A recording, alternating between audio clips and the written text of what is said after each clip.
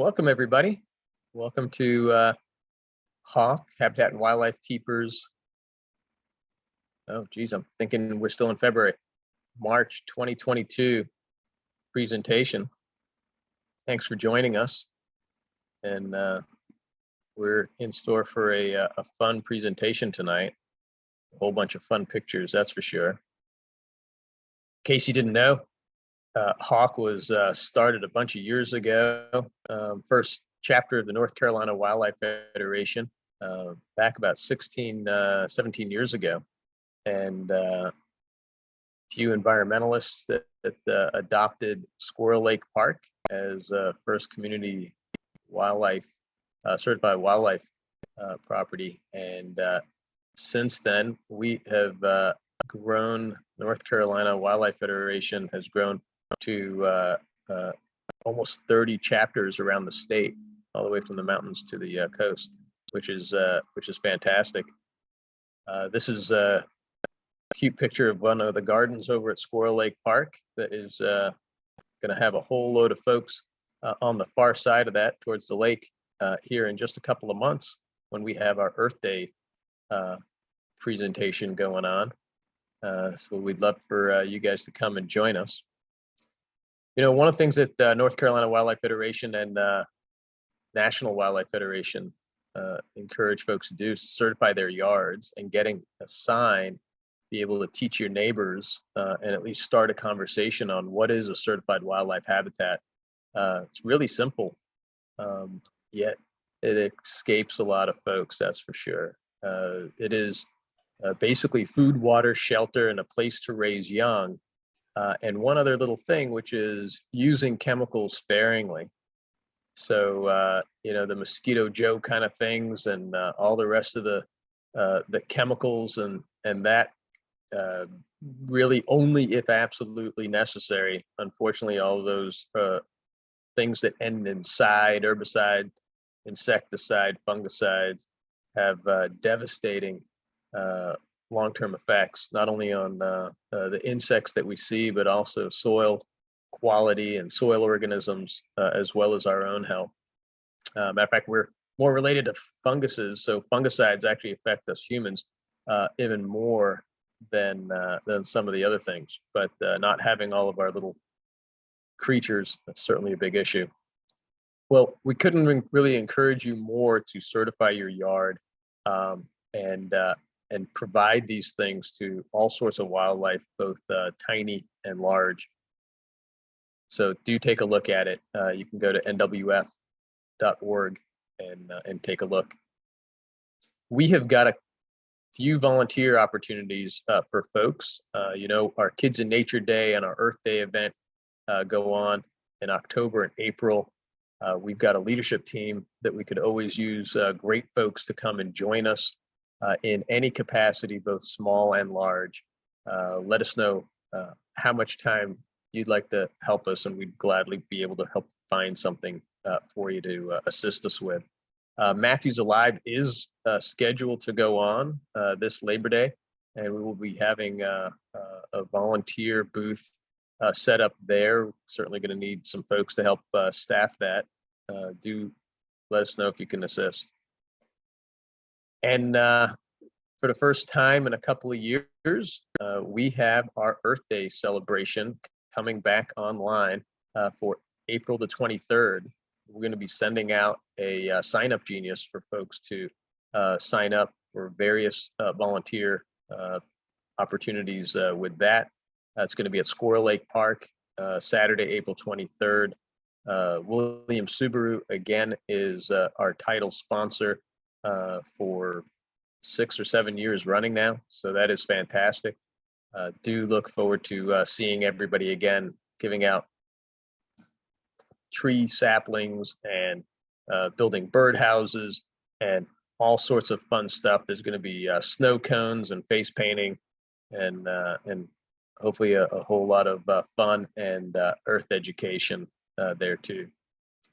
You know, this time of year, lots of folks are trying to get out there on a nice warm days, and I would encourage you to not be a too neat a gardener. Be a lazy gardener instead, because a lot of these insects that the birds are counting on for food are hiding and still overwintering in our leaf layer. So I'd encourage you that if you want to see these big Luna moths and all sorts of other wonderful creatures, I would encourage you to go ahead and leave your garden nice and messy. Wait until it warms up, till we have a bunch of good warm days in a row, and then they would have come out of their winter slumber. Then you can go ahead and clean up the garden. So leave all those dead stems, leave all those leaves. Don't get raking. Go do something else. Go enjoy it. Go, instead of working in the garden, go enjoy it a little bit. Certainly want to thank our sponsors. Birdhouse on the Greenway and Wildology have been longtime sponsors, and William Subaru as well. Here they are coming back to our Earth Day celebration. You know, tonight we have got a special guest, Caryl Mallory. She's one of our Hawk leadership team presenter, or leadership team members.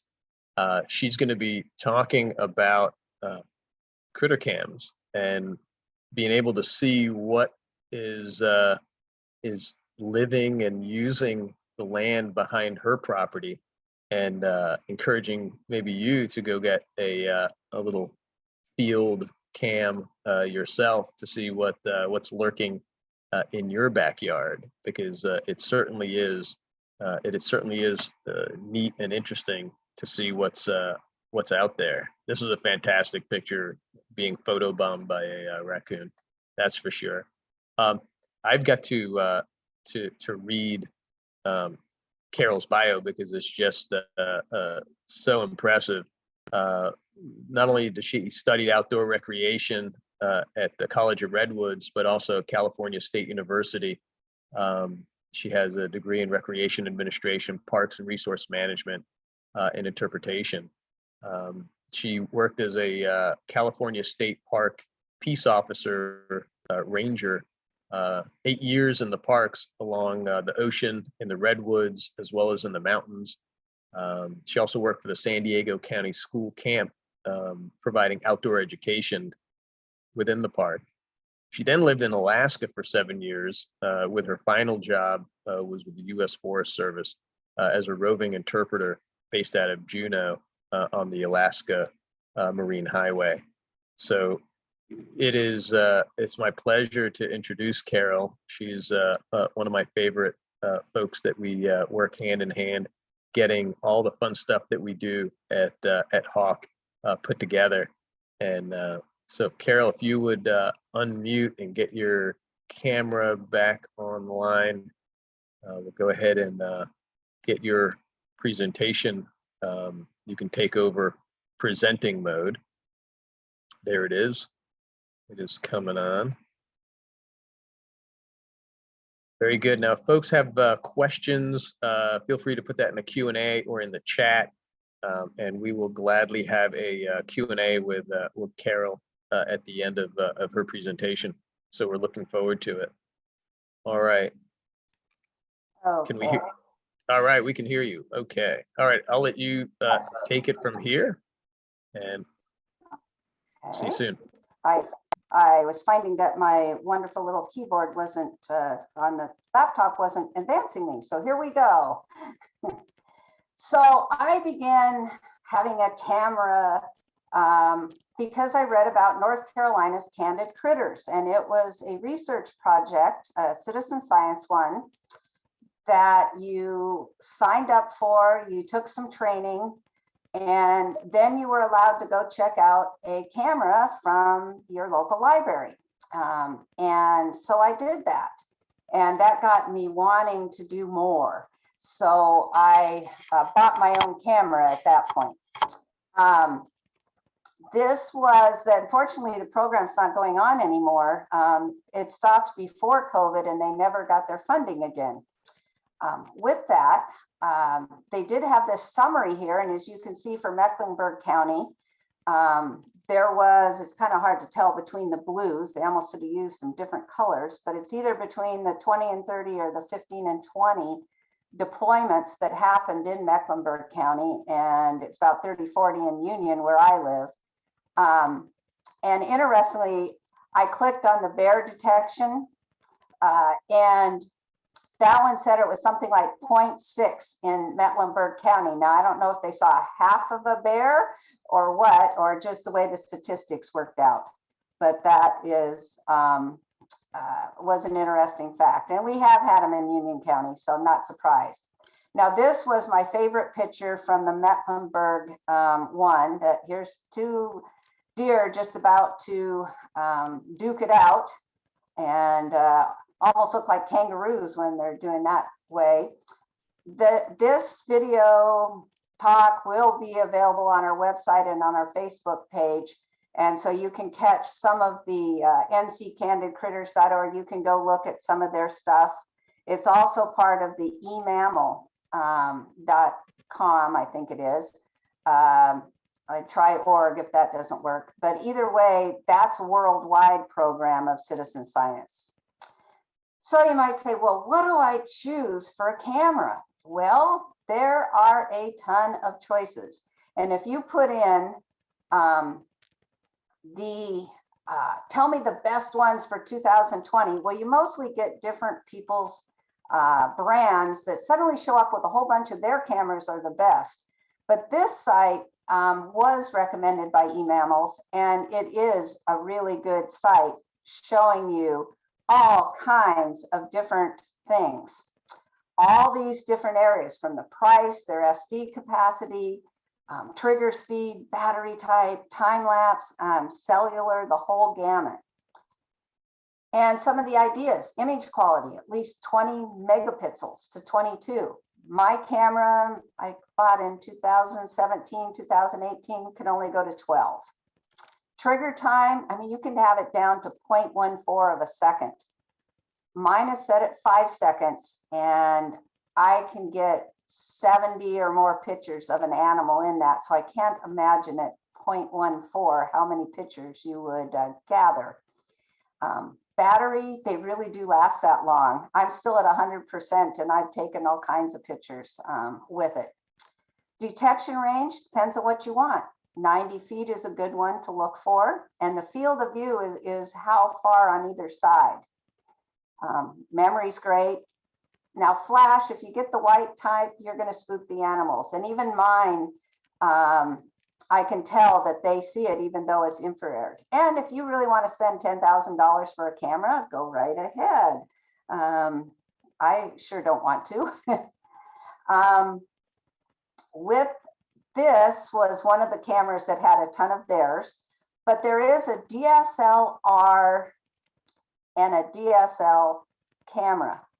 This is a gorgeous picture of a mountain lion on a DSL. That's like a regular camera on a field cam. Interestingly, this one was boasting because you see these side views. So they were saying they can catch the animal coming in and have the camera ready to take it, as well as they are promoting, which many have now. You can have cellular and be able to look right on your phone as to what has been visiting you. So that's kind of cool.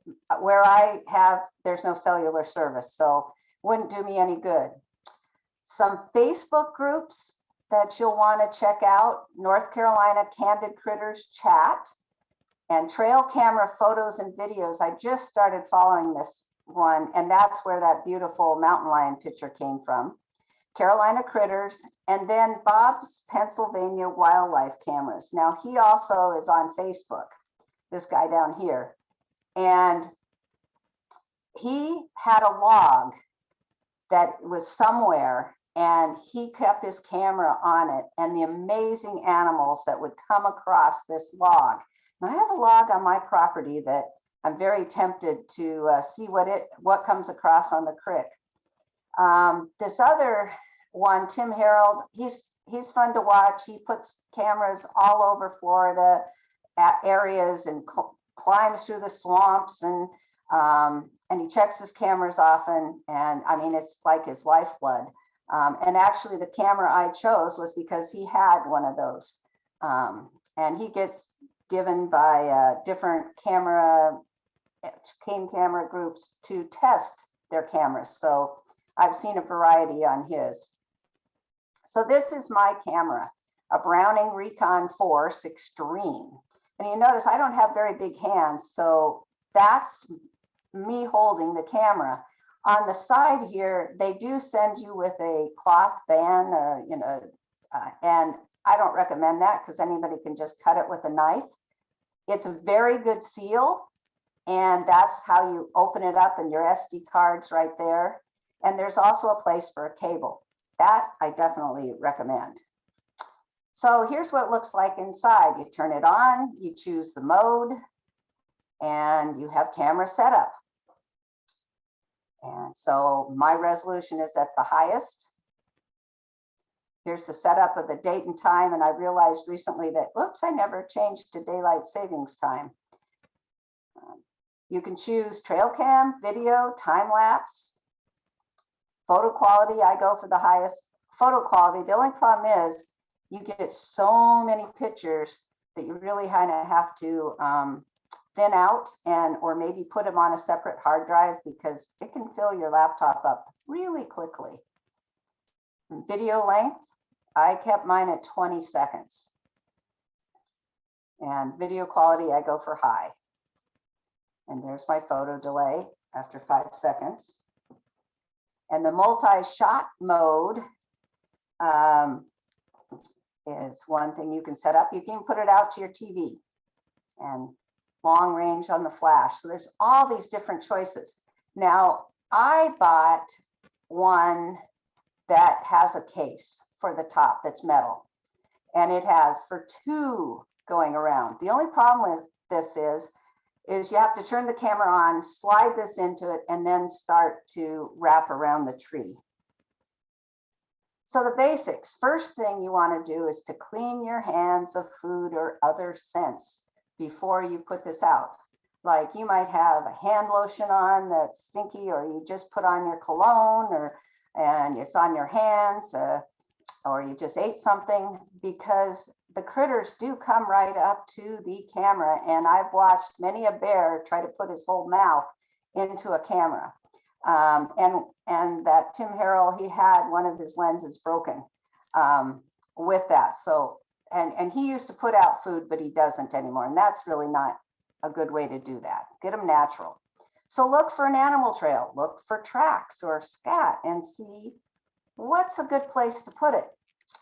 And cameras should be knee height, as they say is 2 feet. Well, on me, 2 feet is way above my knee.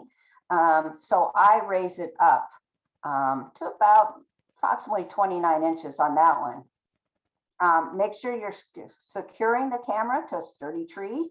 And also you want to make sure it's bigger. Like this one, I wrapped it twice, and then I had to wrap it again to really use up all the cord, the cable. And so that's some things to think about.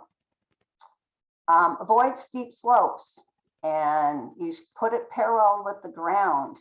And I've had to, just even to even it up right compared to the tree, I've had to stick a stick behind it. Good point. Make sure it's right side up. Very helpful. You want to pick a clear area if you can, but not always, but sometimes that really is helpful. Now, don't defoliate the forest in front of the camera, but you do want to remove vegetation. You can get some grasses right in front and a bush, and it'll wave back and forth, and you'll get a ton of pictures of plants. Don't point the camera towards roads, established trails that everybody's walking on. I thought I once had on Jar's property, put it in a place that nobody was going by.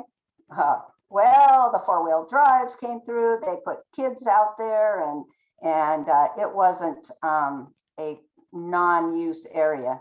And don't point it towards a large object because it can block the view. Like if there's a rock in part of it and they walk behind this big rock and you just lost your viewing area. You could have watched them for further. Very key item. Record where your camera is located. I thought I had marked the outside. I went in and I walked all around trying to figure out where I was going to do that once. And it was with the library camera, Candid Critters camera, and came back out in the same place, went in when it was time to pick it up, which they had to go do it every 3 weeks. And I couldn't find it. It took me over 30 minutes to figure out what tree I had put it on. So it's good to have, if you have a Garmin that is more for hiking, that's a good one. But this Polaris navigation is what Candid Critters recommended, because we had to tell them what the longitude and latitude was. And so there is a compass and you can mark trails. So, and it's free, at least with Android. I don't know if it's on Apple. So your backyard, you want to see what goes on, who's wandering around your backyard. So here's my backyard, and I put the camera on the tree. And here is Mr. Downy woodpecker, or actually Mrs., and house finch, and I think that's the female house finch. And it's fun, you get a lot of pictures of them flying in for things, like this winged shot. And if you're wondering what this is to remind me that I'm changing topic with this. So one of the main offenders, depending on which way you consider it, is Mr. Squirrel. And so here's some aerobatics that he does to get at the food. There he's fallen off, but he's back and off again. Oh, he managed to get back over there. And the bird's coming in. If you see that down below, you're looking at him, but he managed to get up to the nuggets. And there he's looking at the camera for us. And kind of maybe he was chattering at me. But the other problem is Mr. Raccoon. This, you will find out, did not deter him. It was just a helping stone to get up. And on 3 days, I had the camera out on the March 3rd of 2020 and the 4th, the 5th and 6th. And I had over 800 pictures of this guy coming for food. So here he is, he's climbing up with those hands that are just like our 5 fingers. In fact, the raccoon is considered fairly close to us in IQ. And I believe it. There's been places where, you know, you couldn't have your ice chest outside because it knew how to open it. And in one campground in South Carolina, they told you, do not have any food in the tent because the raccoon knows how to unzip your tent and come in with you. So here he's hanging around on my mealworm. Then he's going around. Now he's on my squirrel buster. And then he had to go down for a bit, but he came back up. Now look at him eating. He figured out the way to do this. Look at him stuffing his face. Open wide, reach in, get it. Actually, they have on their paws, the way he's holding on and everything, they can change their feet for 180 degrees. So they can climb up and down trees. They can run 15 miles an hour. And interestingly, they can make 51 different noises. And the young chirp and squeal, as well as the males can make some grunting noises and be ferocious and hiss and purge. And I have seen one being very ferocious when our dog at home treed a raccoon in a rhododendron bush. And we were all out there, and boy, was it being ferocious. But interestingly, they also say that if a raccoon is got an extremely high-pitched squeal, then he probably has rabies. Now, this guy would have to take a 2-minute break in between feeding time because he couldn't hold on anymore. Oh, he notices the camera for the first time. There he is eating, hanging around and down. So what I have done is, in the long run now, that's worked really well, is I only had 1 baffle before in this. Now I have 2 baffles, and I'm really not having problems. with food being raided. So the next critter that liked to get up there, but unfortunately, he wasn't so successful, he or she. Of course, the possums are the only ones who have a pouch for animals in the US. And the youth, the babies, they sneeze at like a choo choo and to call their mom. And there's clicking noises, and the male makes clicking noises during look at his hands there, during mating, that the male does that, but just grabbing around the pole. And he came back 3 hours later and tried again. Whoops, I meant to warn you there was going to be a bright light. To show you where those pictures were, it was right up here.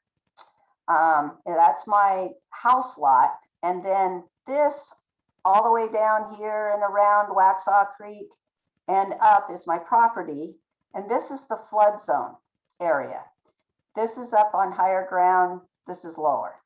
So most of the pictures were taken in here or on Jar's property, which from here on down and over and in some other locations of where it is. And that's 17 acres. Now, this is a very typical that you'll get almost on every deployment of your camera.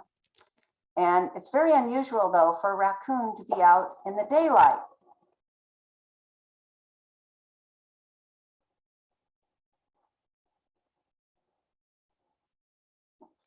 And I never realized that I knew the front had that white trim, but I never realized how white the back of their ears are.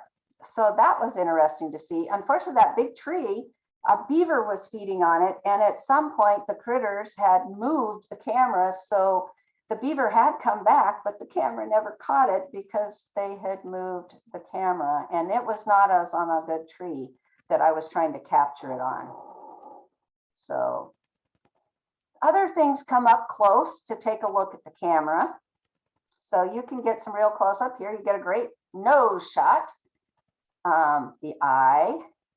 And believe it or not, they can have a 310-degree vision, whereas we only have 180 degrees that we can see from. So they've really got a good eye. All the deer family have long necks, elk, moose, whole gamut. You're going to see this scar again on this deer. So here's a deer that was grooming himself. So there's his tongue going. And I always have fun when deer do this. They peek in. What's this?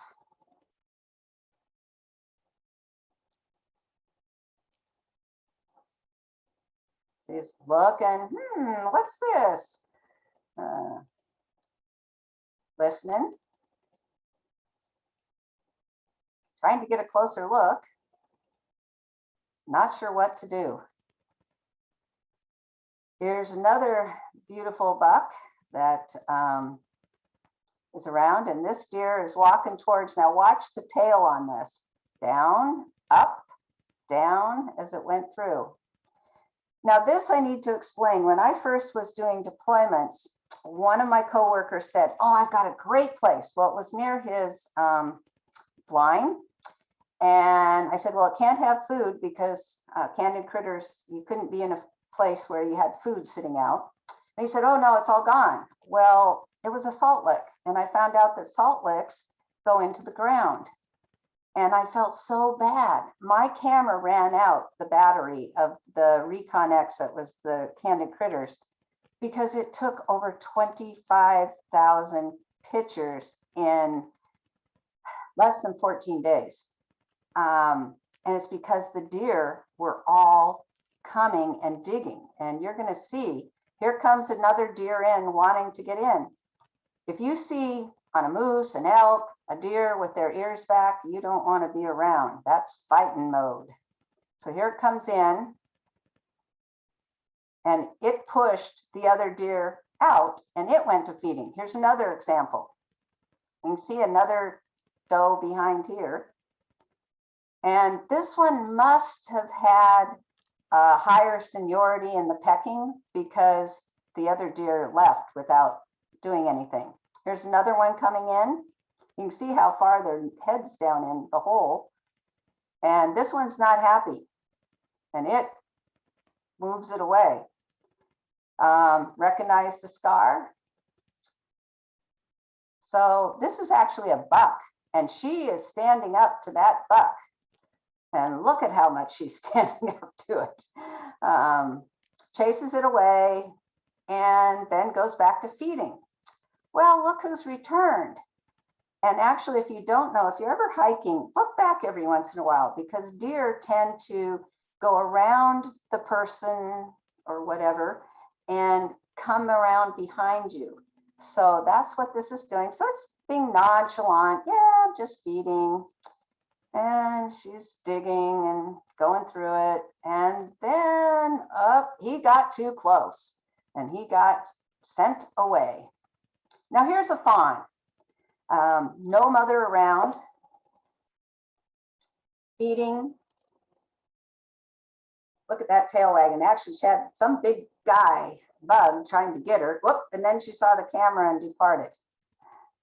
Here's another one.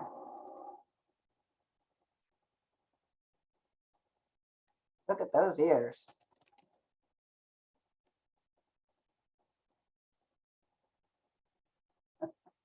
It's just feeding along. It's going for the low stuff. Another bug going. And here's a fawn moving through. This one, I almost think looks like a horse. Look at how the legs are there. And then on the next one, it looks almost like the front and back ones are almost colliding. Here's this one. And notice how the sunlight's catching the whiskers. That's pretty cool. Now here is a buck feeding. I'm going to give you to watch. Got a couple of these that show, and there was a lot of bucks that came through on this trail. This was one of my best spots I had. There's two that have been just prime for me. There's another running of another one while he's still eating. Choosing, what do I want? I'll take some from here. I'll take some from there. So you can see they don't just eat one thing and kind of vary where they want to bite, helping me keep the trail a little narrower. Now, this is an unusual thing. You hear of orbs, and I've seen reflections and stuff, and they claim that it's a reflex on the camera. The only interesting thing is, this one is like moving. Don't know what it is, but it is 6:34 in the morning. It is kind of interesting to watch what time things are to find out when animals are out and about. But I guess it's a sunspot on the camera. I'm not sure. Here's another doe kicking them off. Here's buck listening. Those big ears. This spot had a lot of deer, one raccoon, birds.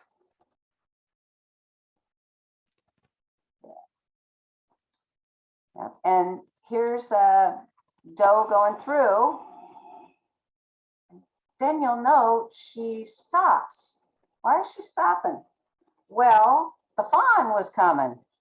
In fact, a fawn walks within a half an hour of their birth.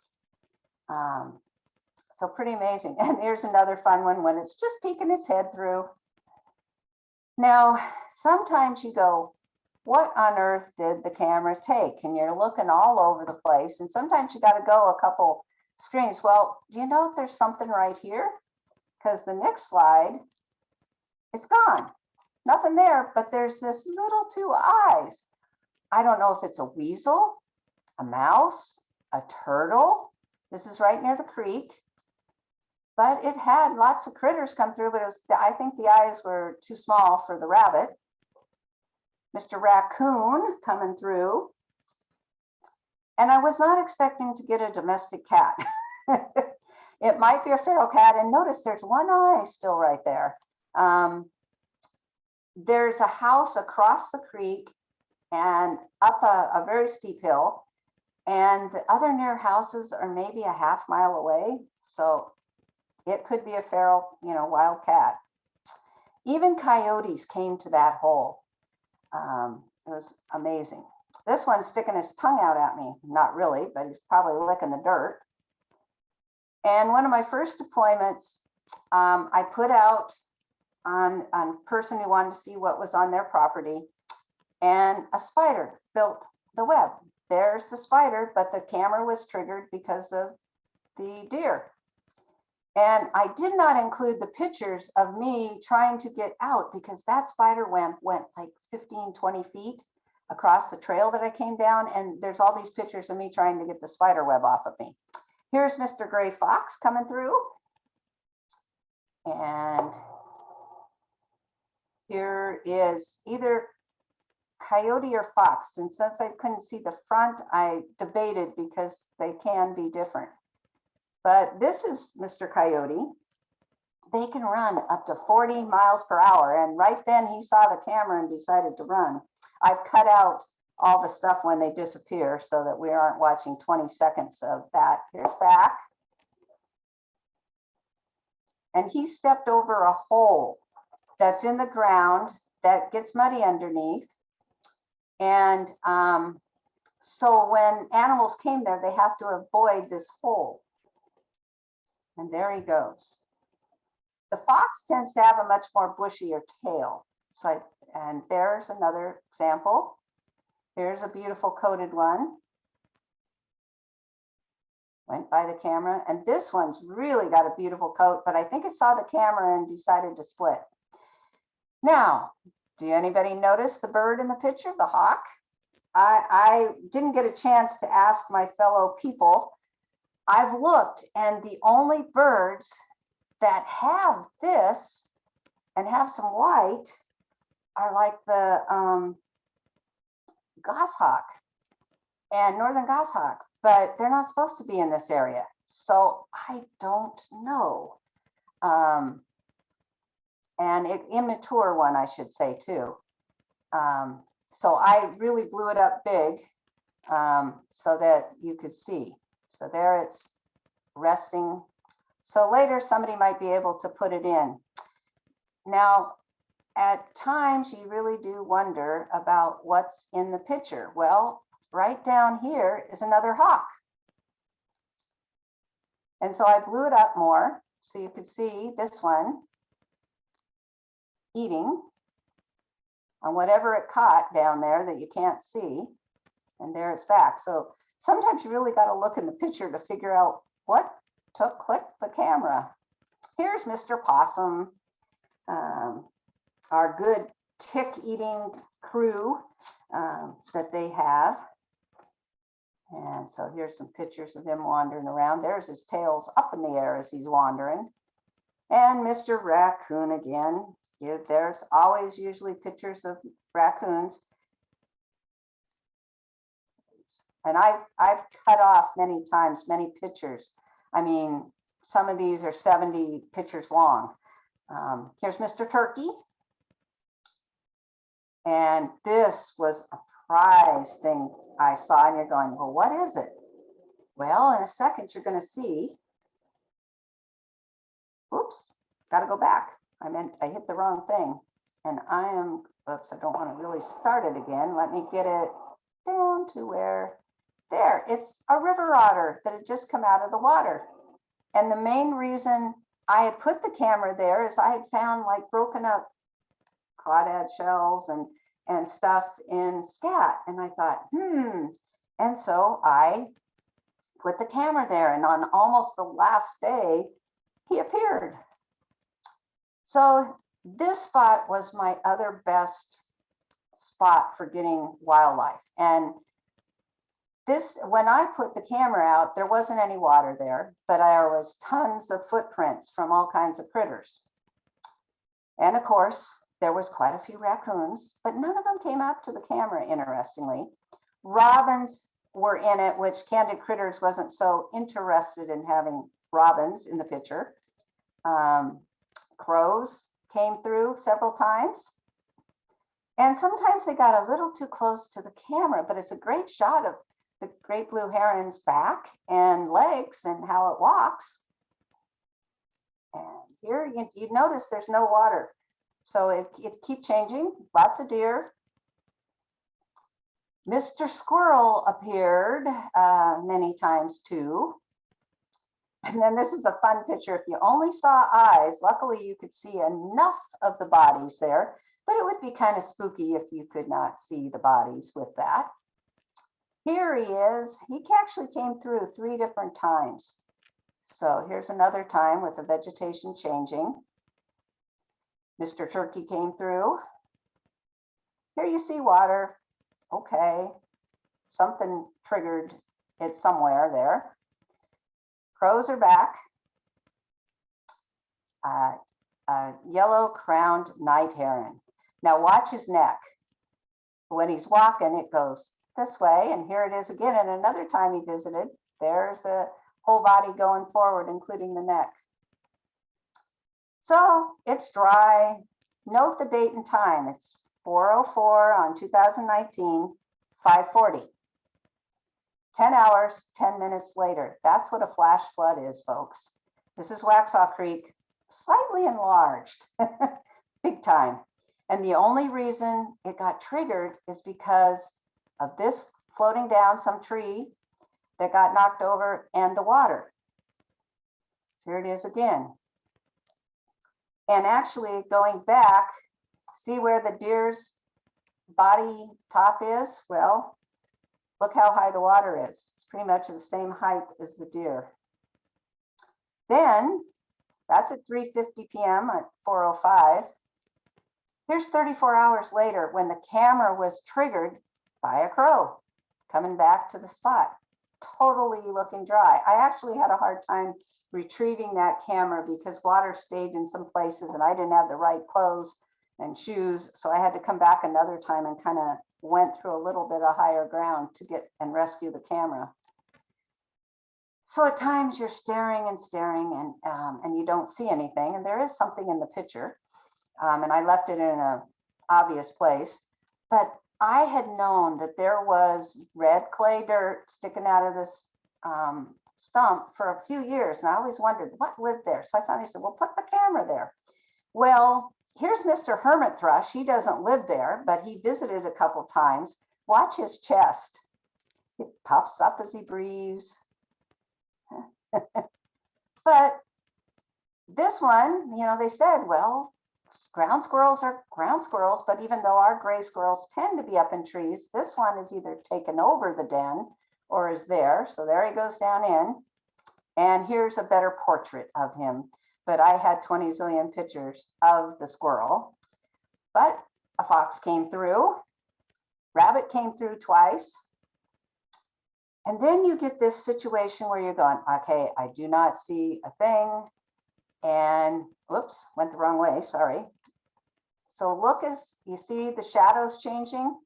It's only because of the shadows that the camera is taking a picture. And I have that happen a fair amount too. So here I'm out on the trail, I'm breaking trail, hot and sweaty, and put the camera out. Got a deer coming through, got a nice tail view, probably got alerted because of the camera making it noise. But look, here's 1-3, water. Now this is not close to the creek, but it is in the floodplain. And the reason I got it is this came down and this is floating through. And this one, the splash came up to the camera and then down. But I honestly believe the water got higher because my camera, even in the case, had mud and the top of the camera had mud. And so obviously the water went higher. So I know not to be around when it's raining on my lower property. And here it is, 23 hours, 52 minutes later. And another crow is investigating and letting me know that he put the camera. So here I am cleaning up because that's the trail. This I was so excited to find. I first thought, oh, is that another domestic cat? And I'm going, that's looking mighty muscular for a domestic cat. And they're twice the size of a domestic cat. They can leap 10 feet. And I literally saw one once growing up. I was picking raspberries in the backyard. And all of a sudden, this bobcat, probably 20 feet away, went up into a tree after a squirrel. And I went in the house and I wanted to get the gun to defend myself while I was picking if it attacked. And my mom would only let me take the pellet gun out because nobody else was home, even though I knew totally how to shoot it if I needed to defend myself. They are solitary. And here it sat down on the side of the hole. And they can run for 30 miles per hour. Look at that one with its eyes shut in short bursts. So and believe me, there was a whole lot of pictures, and here he takes off. Then this gorgeous buck shows up. In fact, antlers aren't really for weapons. They're for fighting with other males for the does. And January to March is when they lose them, and then they start gaining them again in the spring. So here's a Mr. Raccoon, and he's checking out the air. And here's a doe running, and more doe running. Why are they running? Mr. Male, who's looking for love, is coming through. Here's the bobcat back 17 days later. I was thrilled. And you get to see his tail right here, the bob tail. Have to share, it was only a few years I'd lived here, and I read in the paper that this bobcat was hanging around an elementary school up in the mountains, and they described it as tan with a long tail. And I was trying to tell somebody a tan with a long tail is not a bobcat, and that mountain lion was looking for something to eat, and those elementary sized kids would be just fine. And I talked with the sheriff's office, and they say, oh, we call them bobcats up here. And he didn't take me seriously. And I hope no kid ever got hurt. In the park I worked at, I had mountain lions right outside my house, and cubs just a little ways down the road. And we did have one person mauled after I left the camp. So you do take mountain lions seriously. In fact, Apex showed a picture just a couple of weeks ago of one in Apex, considering North Carolina says there's no mountain lions in North Carolina. So here he's back, he's looking around, but he wasn't quite in camera view as well. Then along came Mr. Fox, gray fox, looking at the camera. Look at that big bushy tail. And here isn't it? I love this one. You notice here he's there, and all of a sudden he's hiding behind the tree. I had a fawn do that with me when I was hiking in one of our parks, and it got behind a piece of grass and thought he was hiding from me. He's so cute. But a big buck, afraid of me. Rabbits came through. Here's a doe running. Why is he running? Well, here's that same fork and horn buck.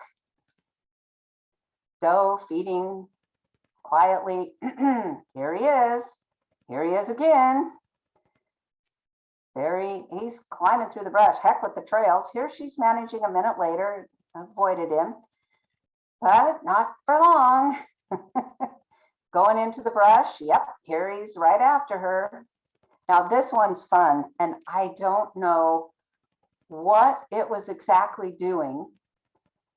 It put its paw up, or hoof, I should say, leg, and he held it there for 4 minutes before the camera moved again. And then he's looking some more. He's twisting. I don't know if he's doing neck exercises and can see his reflection. I don't think he can see it, his reflection. Shaking his head. Looking some more. Oh, here's something, and away he's gone. Now, raccoons, they have multiple females, and the female only pretty much has one partner. Now, I don't know if that's what's happening, because you notice there's 2 sets of ears here, because of this. Here's the one raccoon, here's the other one. So I don't know if they were actually fighting or if they were having a date. And then one stayed down. I had several pictures of just that lump. Now I've got a beaver right in that area. And when I was picking up the camera, I took these pictures. And then when I put it out again for another week and I took some pictures, and my phone did not save the pictures. I don't know why it didn't, but it's cut down more trees and eaten more bark. And on that last 1 week deployment, I had 2 deer. This is Mr. Buck, and I put the camera facing towards where all those animals usually walked to. And I put this up really high as it went past the camera. This is a buck and he's lost his antlers. So that's what it looks like. And this was the doe. And now you get to see a doe looking seductive with her eyes partially shut. Wrong time of year though. Now, when you're taking pictures, putting your camera together, especially if you have the box that I have, you get all kinds of extra pictures. I can sometimes have 200 to 300 setting the camera up.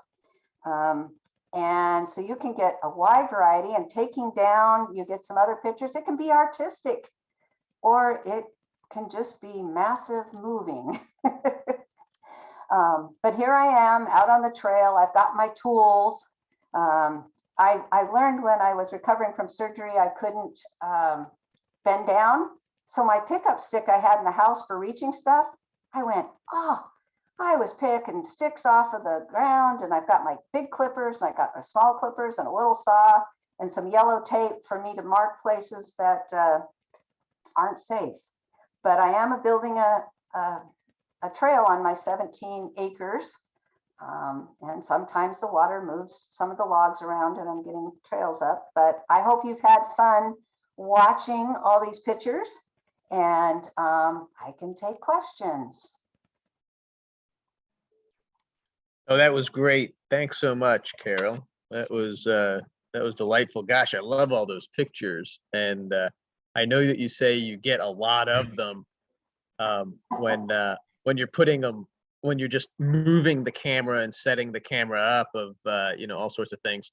Yep. How many pictures does the way you have it set up at 4 seconds or 5 seconds?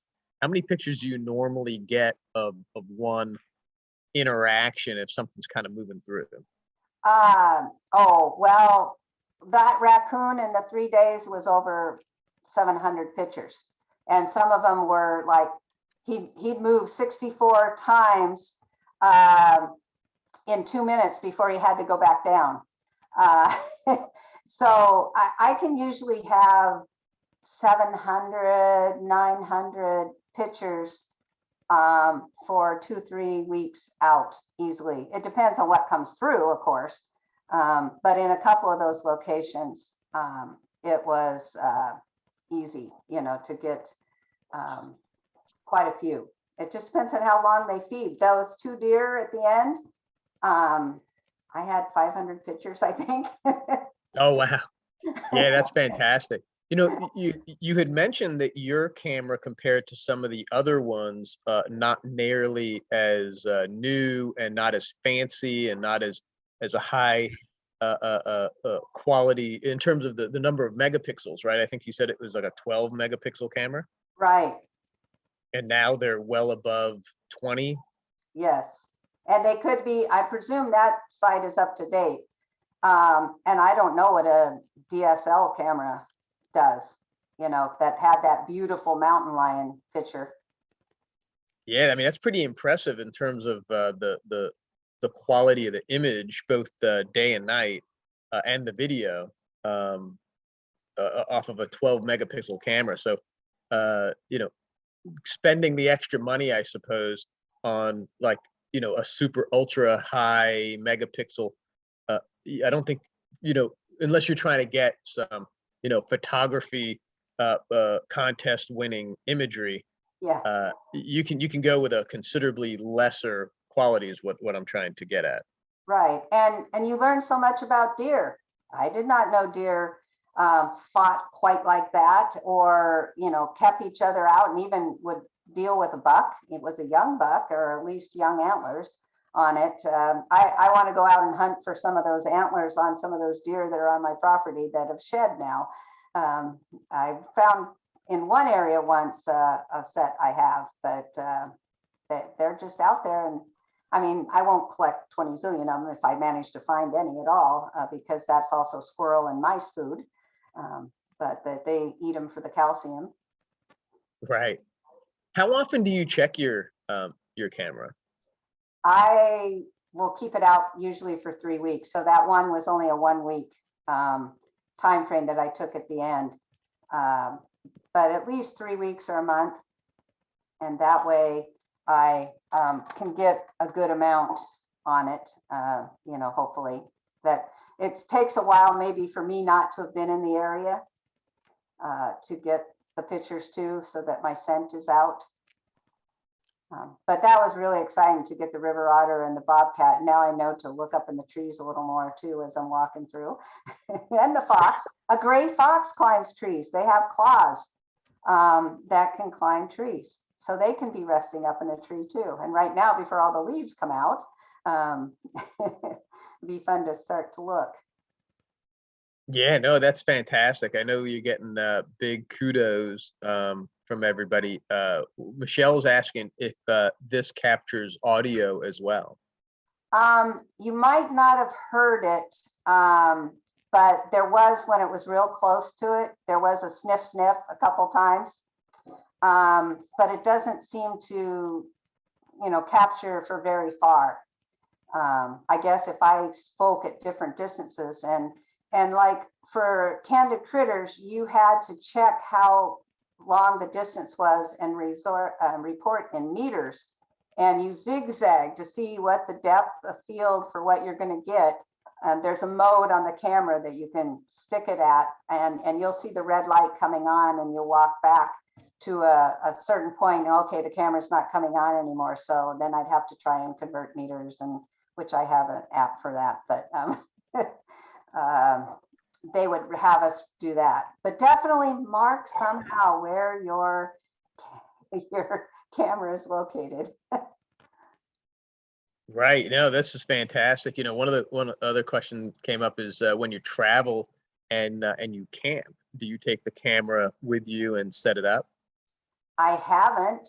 Of course, depending on where you're camping, you definitely don't. You want to make sure you've got one of those strong cables. But if somebody has the right stuff, they're going to cut it off. And Tim Harold has had cameras stolen that I mentioned as one of the guys to follow, that they just bring along bolt cutters and boop, it's gone.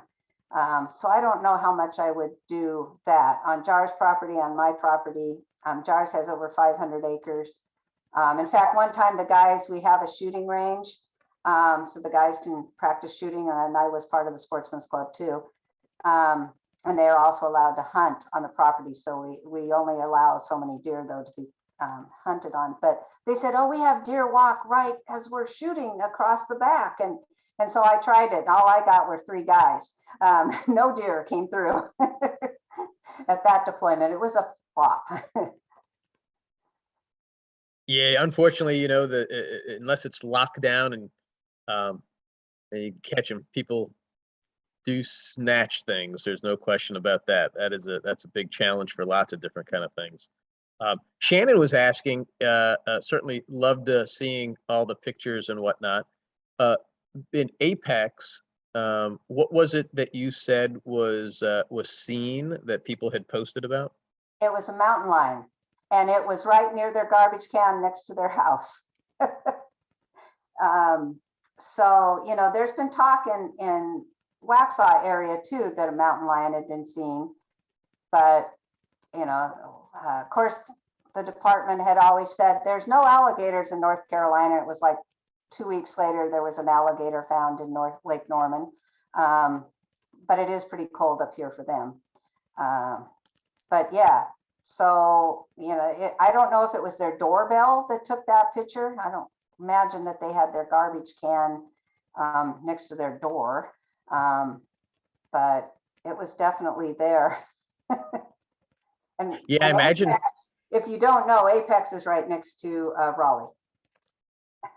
Right. Yeah, I imagine that folks now that are getting more and more of these doorbell cameras, I imagine that folks are getting pretty neat videos as well as images of things walking through that field of view.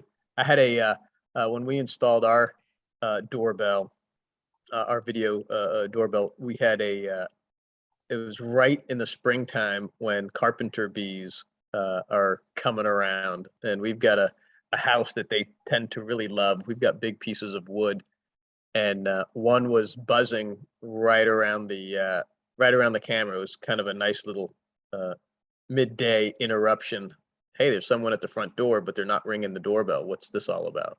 Well, uh, well, that is fantastic. I got to say, I love everything that you were showing us. Of course, just the spotted eyes in the darkness are certainly a little creepy, but adorable at the same time. What would you say is the most surprising thing that you found, or that you discovered by playing with this camera for these many years? The bobcat. I mean, I didn't expect that. I mean, but we have enough forest in this area, but there are homes on the other side, but they do have a woodland buffer too.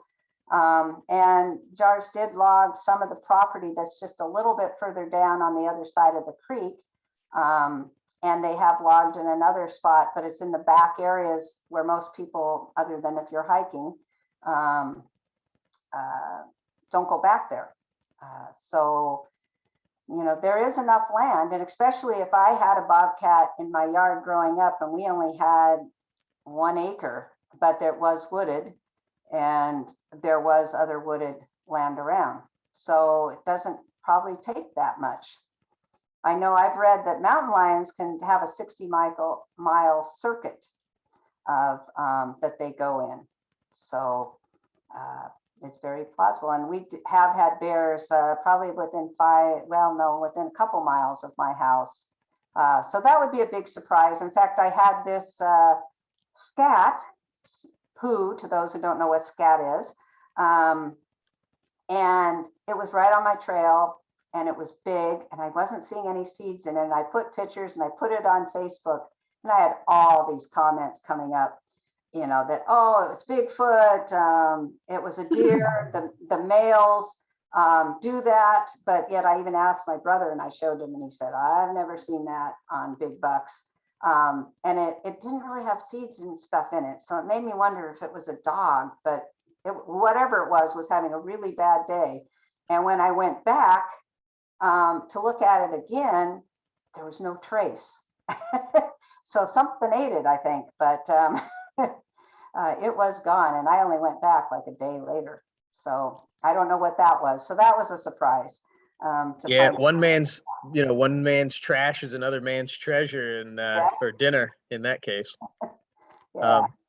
Might be gross, but something disposes of everything on this planet, which is kind of neat. Yeah. That is really super interesting stuff, and to be able to see what is moving through, because just like that turkey, they're not sticking around. They're foraging, and they're on their way, looking and doing the things that they do.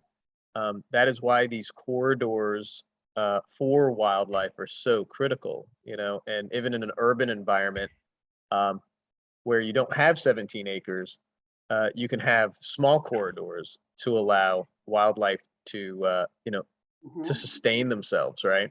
Right. Well, another one that was a big surprise was the yellow-crowned night heron.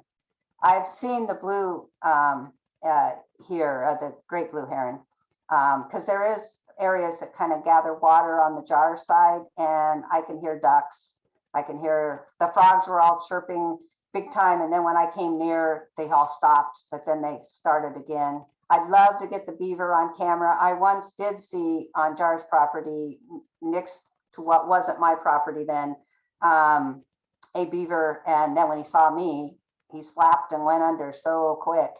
And unfortunately, a week later, I heard that somebody hit a beaver on the bridge. So I knew that beaver wasn't around anymore. But yeah, there's an amazing amount of wildlife to appreciate. That is fantastic. I got to tell you, I I know it's prompted me to want to go and look at these websites and see what people are posting and what's moving through their yards. And knowing this, I've been looking for a camera for myself. Also, I've got some wooded, nothing like the size of property that you have, but we know we've got deer that move through here. We see them and raccoons. So it would just be kind of fun. What was really neat about the pictures that you had was that you were able to, with the one particular deer, it was very obvious that scar that was over its shoulder. Yeah. Have you been able to identify other ones from the pictures? No, not other than the fork and horn that was so much in love, because he was the only fork and horn that ever came through. So that I could tell was different anyway, that it's appeared to be him. But no, I haven't noticed the characteristics, especially most of them are at night. Why that raccoon was out during the daytime, it was great to see the colors. And I did have, I think, a deer's ear show up once that I kept going, what has a pink inside ear? That was the only thing I could see on the camera. Yeah, I've had a few people, like my surveyor, when he was surveying, I'd get pictures of him going in the distance moving, and some neighbors came through once and waved at the camera. But yeah. I know that researchers that like whale researchers and things like that, they identify by the tail, all the characteristics of the tail. They can identify that particular creature, and then resightings, and they mark where they've seen them and all that kind of stuff. So I was just curious on the deer. I imagine they just camouflage out so easily and quickly. I didn't know if there were some more telltale signs of them. I don't know about that, but if I really examine the pictures, I deleted a lot of the 25,000 pictures. I had to. I mean, it was just too much, and I can't go through them and enjoy them. This made me condense down a little more on some of what I have, but I still have a fair amount of pictures that I've taken. Lots at the beginning of the birds flying to the bird feeder, but I just grabbed a couple of that. But you can take pictures and see what's exactly in your backyard eating your food. That is, and I got to tell you, thank you so much for doing this presentation for us and showing us these, a modern version of the slideshow, right? This is vacation right in your own backyard. Yeah, that was actually 379 slides. So that I could hit the button and show you without having to go pull up another set of pictures. So yeah, so it was quite a while to get that together. And then with me not being able to see a few of the notes, so I quickly wrote notes since my setup wasn't working right, to try and tell you some things I had put down, but then I was trying to remember, what did I put down? Well, thanks again. It was fantastic. Appreciate all the lovely comments in the chat of great job, and I look forward to seeing some more stuff. I know I followed you on Facebook, and I've seen some of the pictures that you posted, particularly the bobcat. That is one fantastic looking creature, no doubt. Well, thanks again. Thanks for everybody joining us tonight. And look forward to seeing all of you at our next meeting, as well as at Earth Day with Kids in Nature Day coming up April 23rd over at Squirrel Lake Park. So look for our newsletter. If you're not signed up, go to hawkncwf.com as well as .org. We've got them both. Sign up for our newsletter so you see the events that are coming up, and look forward to seeing you there. Caryl, thanks again. Thank you. It was fun. Indeed. Thanks, everybody. Have a great night. Bye. Bye-bye.